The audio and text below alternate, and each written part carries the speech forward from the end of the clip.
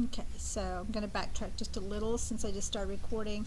Our bell activity was to get out your 7-2 standardized test prep out of your workbook. I guess for me it was page 189. I don't know if it's the same. And I wanted you to work the first two problems, and everybody had 4 minutes to do that, okay? Those first two problems were word problems about the this formula here. I gave you the formula, and we say the amount over time is equal to the principal times e to the RT, which is rate times time power. And the R, I said make sure if that's like a 35%, when you use your R, you've got to convert it to decimal. So it's going to go back to 0.35, okay? And that's how you use the R. And the T's are the same, right? So it's just time. So if it's 5 years, this would be A of 5. That means the amount after 5 years, total amount, is equal to the principal, that's what you begin with, times E, which is our new number that we talked about yesterday, or Friday, to the R times T. Alright, so you worked the first two problems, and then I showed everybody how to fill in their grids for the answers. And that my answer is a negative 1.43. I'm going to pick up my mouse here. Sorry. I dropped.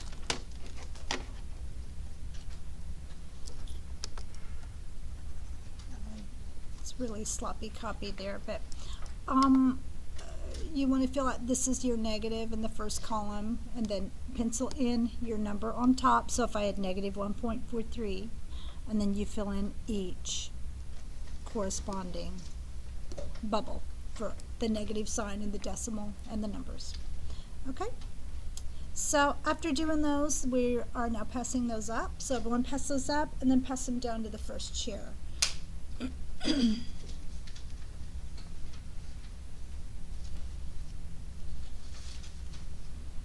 Okay, just start with this, yeah, and put yours on top and then pass it to your right. Put yours on top. Everyone pass in a paper. Okay. Now we're going to move on. We're going to talk about logarithmic functions. And we're going to talk about them today as inverses.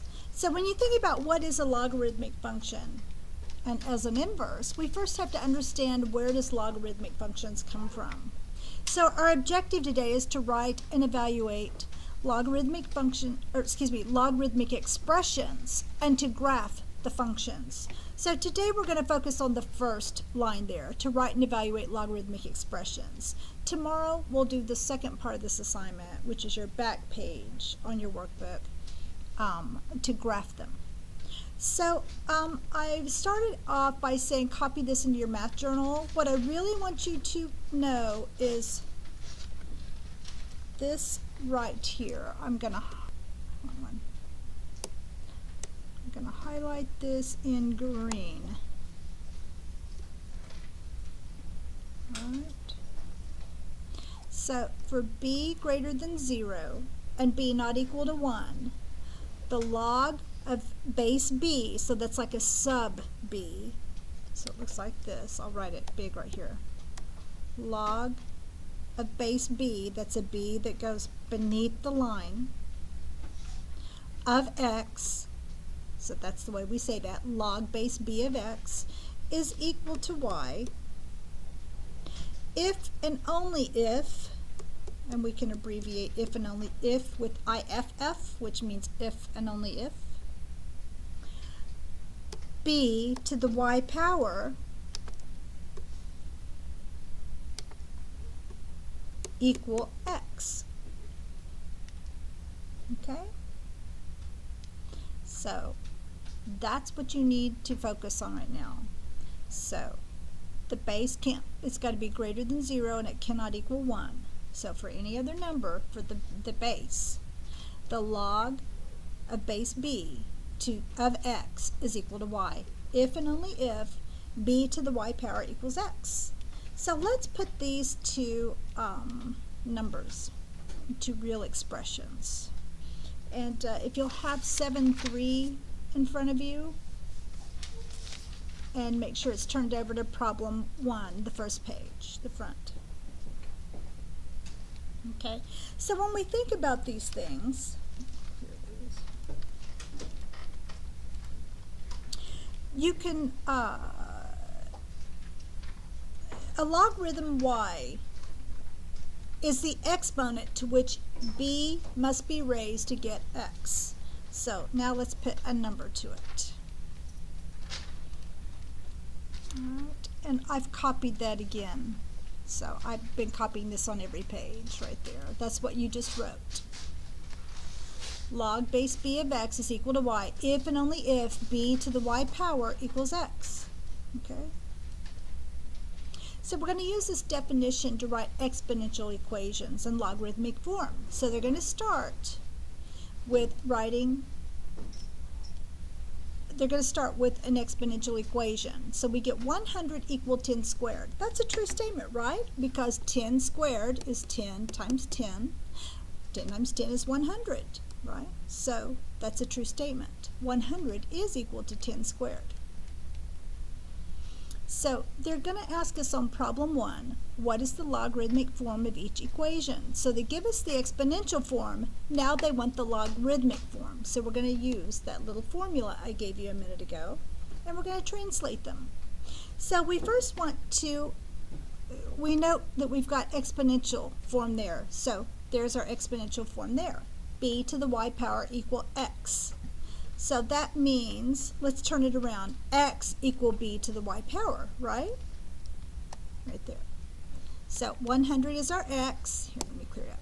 100 is our x, b is 10, and y is 2. It's hard to make that. Use the yellow. So there's 100 is x, b is our 10, and 2 is our y. Everybody with me there? So now we need to turn this into logarithmic form, which is log of base b of x equal y. Log base b of x equal y. So let's just start. We know that x is equal to 100, b is equal to 10, and y equals 2, right? So now just fill it in. So it's going to be log base b. So we're going to do what? Log of 10. So 10 goes there. Log of base 10 of x, which is 100, equal y, which is 2. So there it is. Log 10 of 100 equal 2. So how do you work with these? You want to think, what power do I raise this 10 to get 100? See that? What power do I raise this log base, the 10? What do I need to have a power of to get 100? Well, 10 to the second power is 100. Do you see that? So you see 10 to the second power equals 100. So when they're just giving you this much, what is log base 10 of 100? You think, oh, well, what power of 10 do I need to get 100? Oh, well, that's equal to 2. All right, so I'm a little ahead of it. Right now we're just rearranging. They're giving us exponent, and we're going to rearrange it into the logarithmic form. Let's look at another one. Now they give us 81 equal 3 to the 4th power. So we know this 81 is our x, our b is 3, our base, and our y is 4. So now let's rewrite it.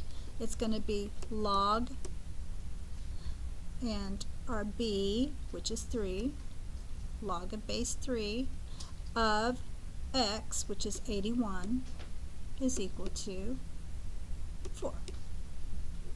So you would say, what do I need to raise 3 to? What power of 3 do I need to get 81?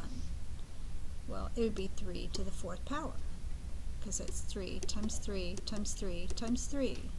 3 times 3 is 9. 9 times 3 is 27. And 27 times 3 is 81. So this is how you work logarithmic functions. And it sounds complicated, but it's really quite simple when you figure out, oh, we're just talking about raising something to a power and reversing it. Any questions? Okay, I would like for you to work problems 1, 2, and 3 in your workbook.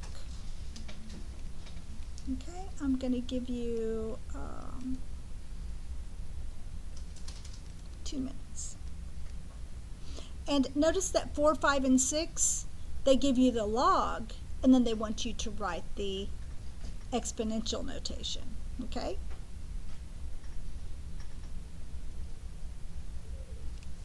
So go ahead, and if you finish, work 4, 5, and 6. And what you don't finish will be homework.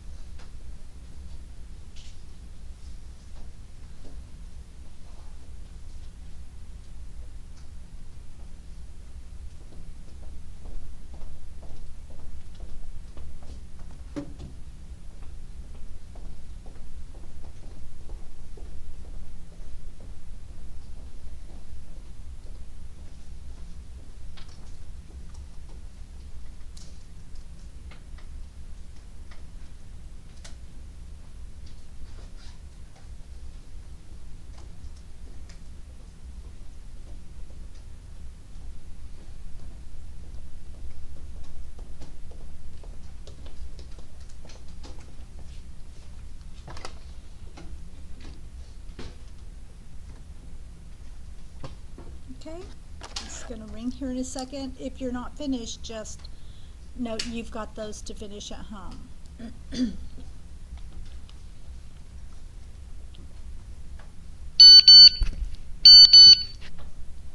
Okay, anybody have any questions so far? Any problems? Okay, let's move on. Now they're going to switch it up a little. I like to say they're going to turn it up a notch. So we can use exponential form to help us evaluate logarithms. So, and if you notice that problem 7, 8, and 9, it says evaluate each logarithm.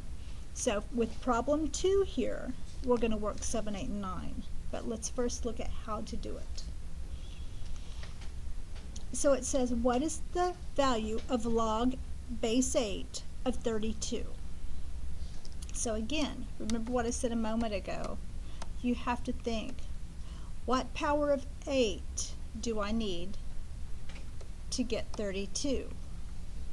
Well, that's sort of weird because we know, well, 8 to the first power is 8 and 8 squared is 64. So 32 is in between those, right? So it's going to be some type of fraction to figure out what this answer is going to be. So this is how we do these. I'm going to show you how to solve these now. So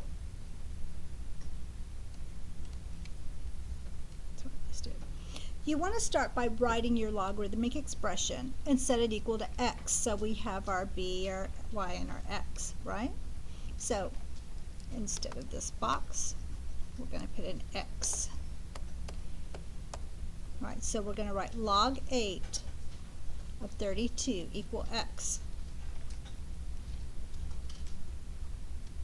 Now we need to reverse that into exponential form. So we say, well, 32 is 8 to what power, right? 8 to the x power.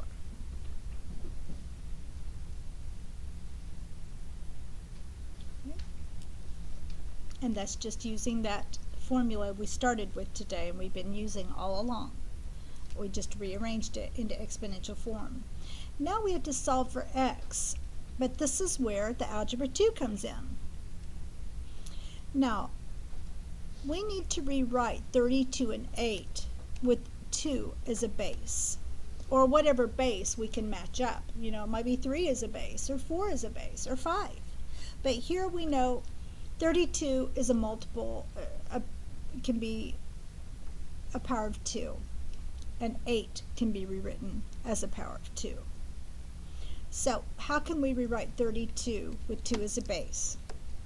Well, what is 32? It's 2 times 2 times 2. So 2 times 2 is 4, times 2 is 8, times 2 is 16, times 2 is 32.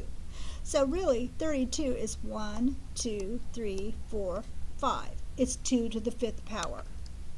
So rewrite 32 as 2 to the 5th power. And we just saw that 8 is 2 to the 3rd power.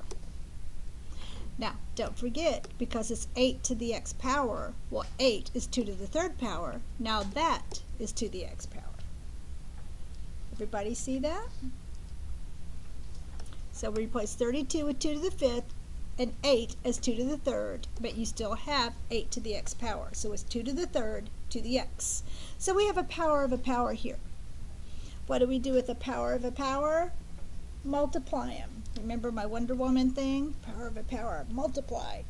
So 3 times x is 3x. So we have 2 to the 5th equals 2 to the 3x power. I'll just fix that right there. Now, let's talk about this right here. If I have 2 to the 5th power equals 2 to the 3x power, that's where we're at right now. Well, 2 is equal to 2, right? If we took that out of the equation, because we know 2 is equal to 2, well, didn't that insinuate that 5 must be equal to 3x? Sure it does, because if 2 is equal to 2, and it's still equal to each other, that means that this must be equal to that. So let's just get rid of the base and work with the powers. 5 equal 3x, and that's how you do these. Now just solve for x. Divide each side by 3, and you get x equal 5/3. And that's your answer. Okay? So you just rewrite it in terms of matching bases, and then you can take away the base and just solve the powers. So then you solve for x. Okay? So log 8 of 32 equals 5/3. That's how you say it. So the answer was B. Okay? Any questions on that?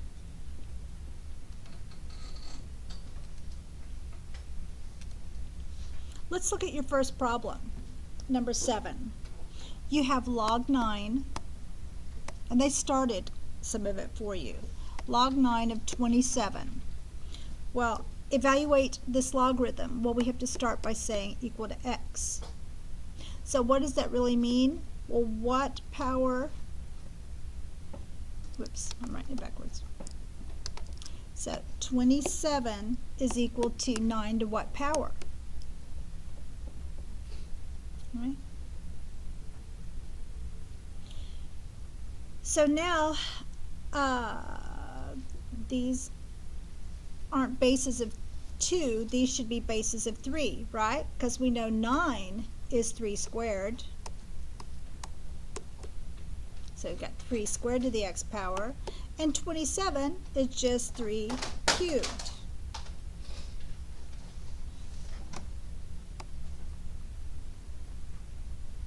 And now simplify. Power to a power, multiply. So we've got 3 cubed equals 3 to the 2x. And now that the bases are equal, that means that these must be equal. So now solve for that. 3 equals 2x. So our x is equal to what?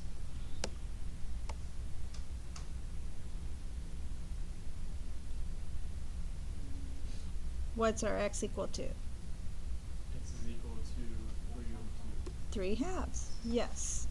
So there's your first problem solved, okay? So you have to rewrite it in bases that will match on each side, okay?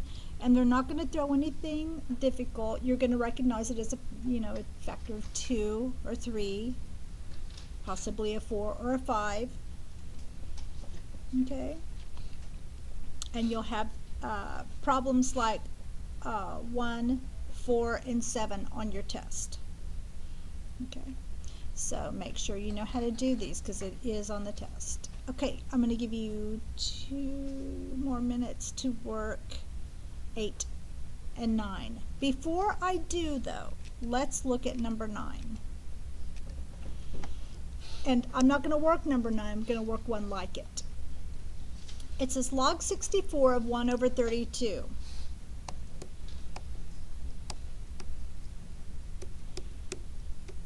So the first thing I'm going to do is set it equal to x and then rewrite it. So I'm going to say 1/32 is equal to 64 to the x power, right? The way that I think of this is this guy goes over here and bumps the x, whoop, up here. That's the way I think of these when I get rid of this.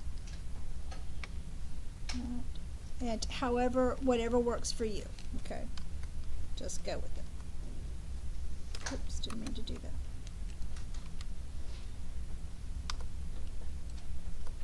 Alright, so we've rewritten this there. Now we need to rewrite this. Let's see, there's a 2 and a 64, so it's powers of 2.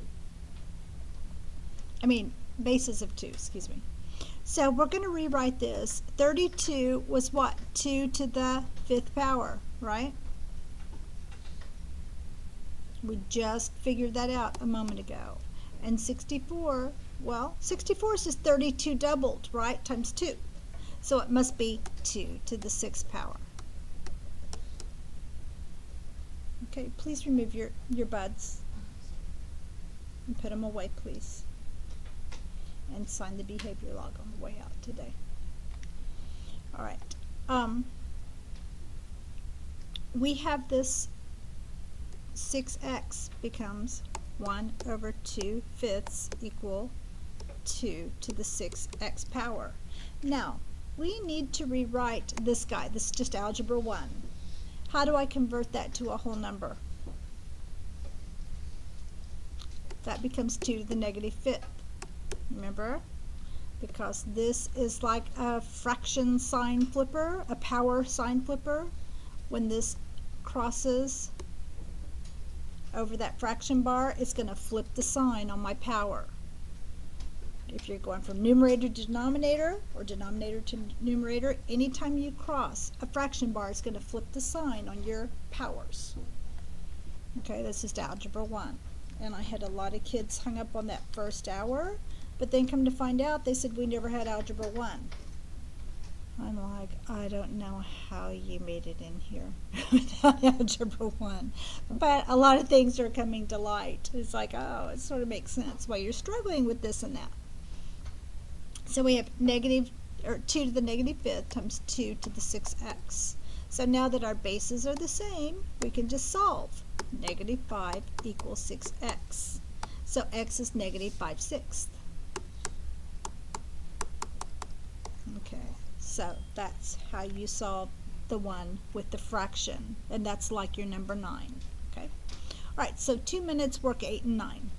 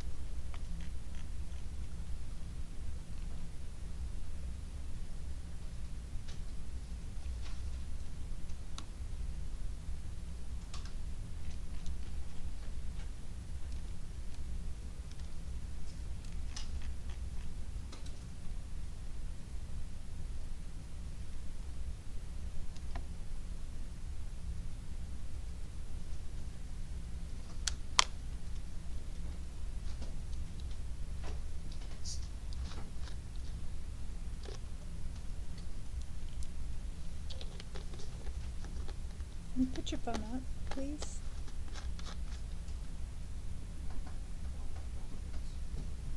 Just put it in your bag, please. You weren't on it, but it just needs to be put up. Thank you.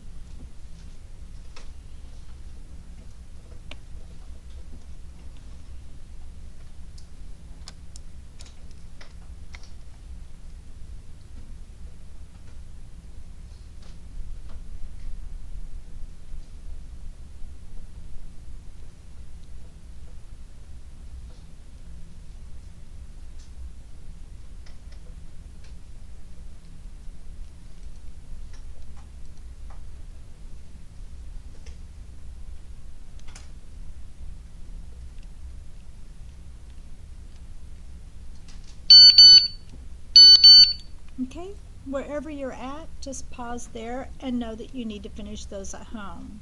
So far, by the end of the day, we will have gone through the whole first page. We're getting ready to go over 10. So let's look at what 10's about. So here it says a common logarithm is a logarithm with base 10. You can write a common logarithm, log 10 of x, simply is just log x. So when you see a log x, or they've left the base off, just know it's in our common base of 10, right? That's sort of like when we don't write a positive in front of every single number that's positive. We don't put that positive there. Same thing about the log. When they leave the base off, it's just log 10. That's our common one. Like positive would be our positive, our common sign for numbers. Base 10 is our common base for logs. So we just write log x and we don't show the 10. Okay? Many measurements of physical phenomena have such a wide range of values that the reported measurements are logarithms, which are exponents of the values, not just the values themselves. When you use the logarithm of a quantity instead of the quantity, you are using a logarithmic scale. The Richter scale is a logarithmic scale. It gives logarithmic measurements of earthquake magnitude. Magnitude, it means how strong, how widely did this spread out, what was the manner of devastation. So they don't measure this on a scale of like 1 to 10. It's a logarithmic scale. So it's growing in powers, exponential powers from one number to the next. Okay, so this is called the Richter scale. And I never told you guys, but I was in that major earthquake. I was 10 miles from the epicenter in California back in '89. Yeah, I was 10 miles from the epicenter, and it was terrifying. Your life definitely flashes before your eyes. It was a major earthquake, and you can't stand. In all the movies, they show people running for the children and the animals and the valuables. It's like you can't stand up. When the earth's shaking that violently, it knocks you to the ground. Mother Nature can shake us off like a bunch of fleas. Just, we're gone. It was terrifying. So when they talked, there was a big argument the next few days over, was it a 9.4, was it a 9.7, or what was that? Or 7.4, I forget what it was now, but they were arguing over points, over decimals of numbers, about the amount of devastation that it causes. And that's how they figure out from the seismograph and the amount of devastation. And but when you talk about these points, what does each decimal from 0.7 to 0.9 is catastrophic changes of damage. So it's a pretty big deal. And why is it such a big deal? Because they're exponential numbers. It's growing exponentially. It's not just like from 1 to 2, right? So e times the 30 to the 4th, or e to the 30 to the times 30 to the 5th. So they're huge numbers. It's huge amounts. Even though they show it just as a decimal, it's drastic differences. So now they're going to give us an earthquake problem. And because this is a real world situation, everything's written in the base of 10, right? Because we work every day in the base of 10. Can anybody think about why we're in a base of 10? Back from cave days. Why do you think everything's just on a base of 10? Because it's easy to multiply and divide. But why? How many fingers did we have? 10. So our different numbers are 0, 1, 2, 3, 4, 5, 6, 7, 8, 9. We have 10 different symbols from 0 to 9. And then they start over with combinations, and then those combinations grow. So you think in a binary, let's think in a computer who just has electricity on or off. That's all computers read. Is the electricity on or off? And it's the grouping of the on-off that makes the computer able to put together things and do calculations and such. So that's just 0 or 1, on or off. 2 numbers, binary. We're decimal, 10. So I'm going to speed this up. Now, there's only 2 things you really need to know. Look at the 2 magnitudes, subtract them, and that's your power of 10. And that's your answer. That's how simple this is. But I'll read it. In December 2004, an earthquake with magnitude of 9.3, so there's the first magnitude, M1 is 9.3, on the Richter scale hit the northwest coast of Sumatra. The diagram shows the magnitude of an earthquake that hit Sumatra in March 2005. So here it is. It's a magnitude, the magnitude 2 is 8.7. So magnitude 2 is 8.7. Now, it gives us a formula. The intensity of the first compared to the intensity of the second is equal to M1 minus M2. And it's the log of that. Okay, so log I1 over I2 equals M1 minus M2. It compares the intensity levels of the earthquakes where I is the intensity determined by a seismograph and M is the magnitude on your Richter scale. How many times more intense was the December earthquake than the March earthquake? So we're going to start with the December earthquake, which was 9.3. So that's our M1. So we're going to do 9.3 minus the second one, 8.7. Right? So let me clean that up. So there it is. Log I1 over I2 is equal to 9.3 minus 8.7. Well, now, when you subtract 9.3 minus 8.7, you get 0.6.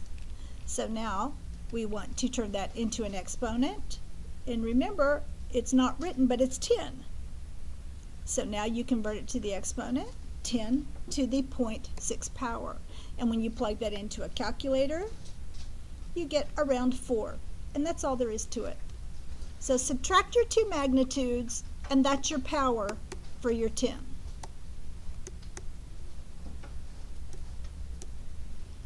Okay, that's all there is to it. And the one that you have in your book is pretty much exactly like this. Okay, so you're going to use the same formula. They give it to you, and you work it the exact same way. So that's everything today, guys. And I want you to work, if you didn't finish anything, you work 1 through 10, and then we'll do the other side tomorrow. Okay, I can tell you this, problems 1 through 9, those are on your test. So you've got example 1 and example 2. Problem 1 and problem 2 are on your test. This one is not, but you still need to do it, okay? And if you finished everything in class, yeah, there's no homework. Any questions? All right, thank you. And that concludes our lesson.